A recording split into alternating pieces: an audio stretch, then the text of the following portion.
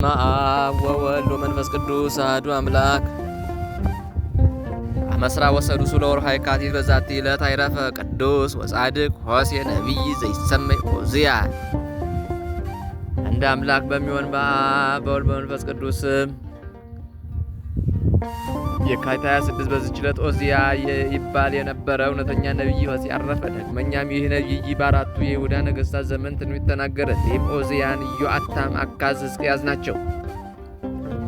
በትንቢቱም ድንቆች ሥራዎችን ተናገረ። የእስራኤልንም ልጆች ገሠጻቸው፣ የአመንዝራ ልጆችም ብሎ ጠራቸው። እግዚአብሔርም ቁጣውን ከእርሳቸው እንደማይመልስ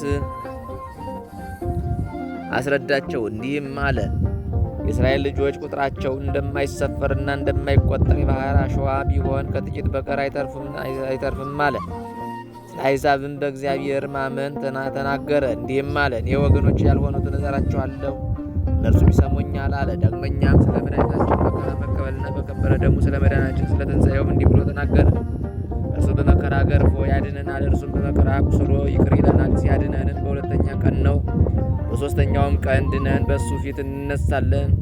እግዚአብሔርንም አውቀን እንከተለው ዘንድ ስለ ሞት ሥልጣን መሻር፣ ስለ መቃብር መሸነፍ እንዲህ ብሎ ትንቢት ተናገረ። ሞት ይዘህ ማስቀረት፣ መቃብርስ ድል መንሳት ወዴት ነው? ትንቢትን እየተናገረ 70 ዓመት ያህል ኑሮ በበጎ ሽምግልና አረፈ። እግዚአብሔር ምስጋና ይሁን፣ እኛንም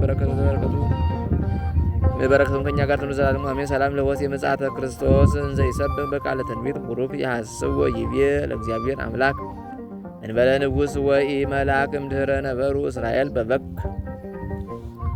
በዚህችም ዕለት የከበሩ ሳዶቅና ከእርሱ ጋር የሆኑ 2800 ሰዎች በሰማዕትነት አረፉ። ይህንንም የከበረ ሳዶቅን ለፀሐይ ይሰግድ ዘንድ የፋርስ ንጉሥ ብርህም ፈለገው። ቅዱሱም ለፈጣሪው እንጂ ለዚህች ለምትታይ ፀሐይ ልሰግድ ከእናቴ ማኅፀን አልወጣሁም ብሎ መለሰለት። ብርህም ንጉሥም ወልድ መልሶ ለዚህች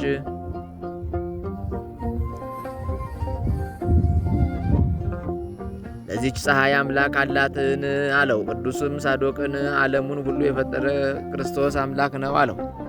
ንጉሡም የቅዱስ ሳዶቅን ራስ በሰይፍ እንዲቆርጡ አዘዘ። የከበረ ሳዶቅም ቆሞ ወደ እግዚአብሔር ጸለየ። ከዚህም በኋላ ራሱን ዘንበል አድርጎ ቆረጡት። ያን ጊዜ ከሰማይ ብርሃን በላዩ ወረደ። ከዚያ ያሉትም ሁሉ አይተው እጅግ እኛ ሁላችንም በቅዱስ ሳዶቅ አምላክ የምናምን ክርስቲያኖች ነን ብለው ጮኹ። ንጉሡም ሁሉን ራሶቻቸውን በሰይፍ እንዲቆርጧቸው አዘዘ። የሰማዕትነት አክሊልን ተቀበሉ።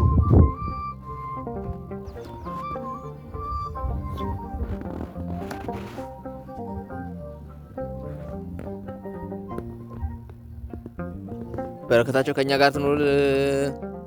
እግዚአብሔር ምስጋና ይሁን ለዘላለሙ አሜን። ሰላም ለሳዶቅ ለእግዚአብሔር ሰማዕቱ እንተ ተከለለ ዮም ለንጉሠ ፋርስ በመጥባይቱ ሶበነጸሩ ብርሃነ ዘወረደ ጊዜ ዕረፍቱ ወሰላም ለሰማዕታት ምስሌሁ ዘሞቱ እስራ ምኢት ወአዲ ሰመንቱ